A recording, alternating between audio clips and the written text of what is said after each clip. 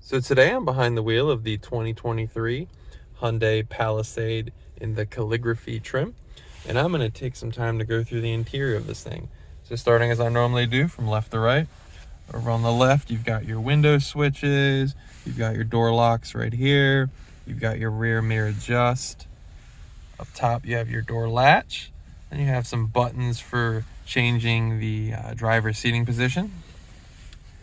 Down and to the right from there, you have lighting options for raising and lowering the dim level. You have a button that says tow, so pushing that kind of enables tow mode. So you see tow mode on, tow mode off, pushing it again.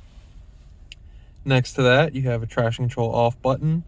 You have a button for the rear trunk hatch, as well as a parking brake latch.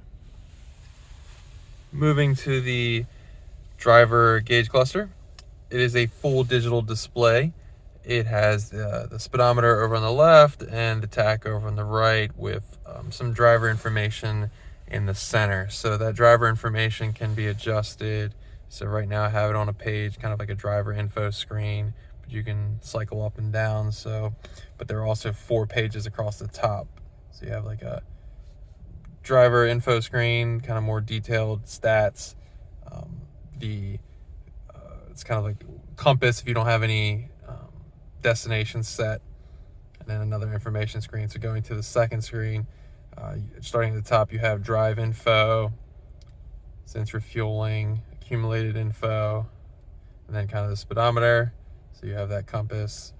And then on the last screen, these 4 bars basically show the power going to each wheel. Then you have tire pressures for all 4 corners.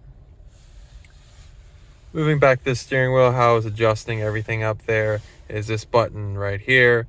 It basically cycles through the different pages.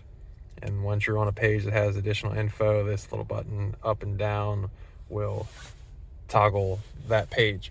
Over on the left, you've got talk buttons, mode, volume control, the tuner knob, up and down, phone, favorites button. Over on the left, you have cruise control options, the distance of the car in front of you, lane assist options as well. On the back of the steering wheel, you have paddles for down and up a gear should you want to do so on your own. And now I'll give you a better look at the steering wheel. I will showcase how the gauge cluster changes with the different drive modes when I adjust the drive modes on the center console. Tucked behind the steering wheel, there is the engine start stop button. And then you have the navigation display. So it'll start up on this screen, and it's kind of like a screensaver screen, just showcasing the date, time, if you were listening to something, and kind of undetailed map of where you actually are, as well as the temperature and where I am. But sliding it to the right will kind of show you all of the different bubbles or app bubbles you can enable on the navigation display. So you have map, navigation menu, phone projection. So this is where if you have Android Auto or Apple CarPlay, this will change to say Android Auto or Apple CarPlay. But right now I'm recording from the phone, so I have that kind of turned off. Climate, valet mode, radio, media, passenger talk, quiet mode, rear climate, setup. Let's just click into setup real fast. You can basically adjust everything: vehicle navigation, the sound, device connections, user profile, voice recognition, screen layout, display, button, data network, general, you name it, you can change it. And on the last screen, you got Blue Link, notifications, voice memo, user manual, and the HD radio data. Coming down from there, obviously you have map and phone, radio, but you still have big button presets that'll kind of pop you right into that screen for the main 4 that you would need, such as map, nav, radio, and media. Then you have your hazard button, you have the normal controls for your media. Right here you got your volume knob, and the tuner knob is opposite on the passenger side. Coming down from there, this is a kind of digital screen showcasing the HVAC, what it's doing, but it's also a touch screen for certain options. So as you can see, I can direct the heat wherever I want, and the fan is touch options as well. But the the temperature is controlled by the knobs and changes. Right now I got it on high because it's pretty cold outside. coming down a little bit from there. On the left, you have the how you adjust the gears in the vehicle. It's just button pushes. So you have reverse, neutral, drive. Drive has a kind of a bezeled edge, so in theory you might not need to look down, but I don't suggest that, but you can feel that that's the drive button. And you have park as its own button off to the side.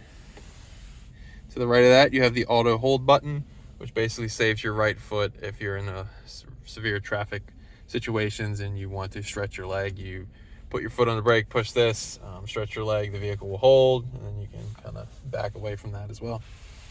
To the right of there, you have the drive mode knob. So it has eco, snow, smart, sport, and comfort. Each of these change the gauge cluster to be more visually appealing of what mode you're in. So right now I'm eco, and you can see eco down low. Let's go up to comfort. You can see it's kind of a white hue. Sport kind of livens it up, red with some kind of like fake carbon fiber like design. Smart, it's more white again. And let's go over to snow. Snow is kind of the same, but as you can see, each mode is signified by the text down low as well. So the most unique, I would say, is the sport mode, but also eco is kind of got like that bluish hue on it. In the center of the drive mode knob is the all-wheel drive lock, which you kind of lock all the wheels to get you moving should you need that in any sort of weather conditions. You have hill ascent or descent, parking sensors, the auto start stop off button. I currently have it off. You have a parking camera button, pushing that kind of allows you to switch between different camera modes. Pushing again makes it go away. You have ventilated and heated seats for both the driver and the passenger, and the driver gets a heated steering wheel.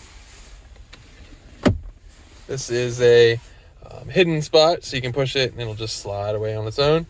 It reveals two cup holders, so you push and it kind of swings them out. You have a charging pad right here. There is a USB plug right here, which you can then utilize the Apple CarPlay and Android Auto. And you have your armrest.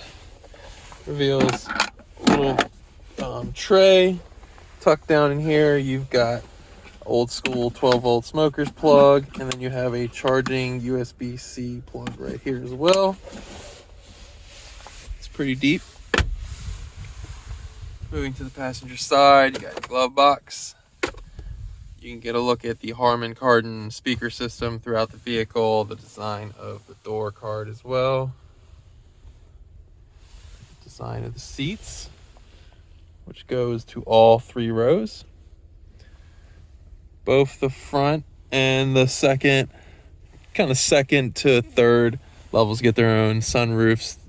There's vents in the ceiling as well for the second and the third row. All the sunroof controls are up top. But that is pretty much the interior of the 2023 Hyundai Palisade Calligraphy. If there is some option I didn't go in depth enough on, be sure to leave a question in the comments below, and I would love to find you an answer. Thanks for watching.